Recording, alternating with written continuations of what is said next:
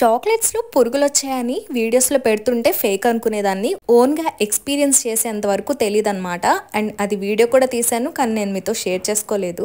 ఇక అప్పటి నుంచి చాక్లెట్స్ తింటమే మానేశాను. సో బయట కొనుక్కొని తినే బదులు ఇంట్లోనే హెల్దీగా ఈజీగా చేసుకోవచ్చు అనిపించింది.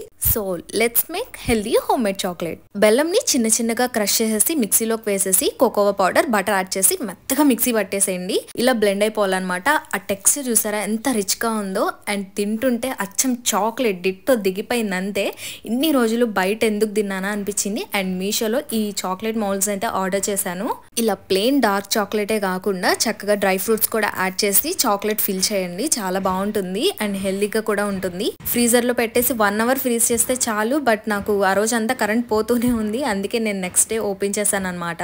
ఈ హెల్దీ హోమ్ మేడ్ చాక్లెట్ అయితే చాలా బాగుంది. తప్పకుండా ఈ రెసిపీ మీరు ట్రై చేసి ఎలా ఉందో కమెంట్ సెక్షన్ లో కమెంట్ చేయండి. సబ్స్క్రైబ్ చేసి ఫాలో చేయండి మౌనితో ముచ్చట్లు.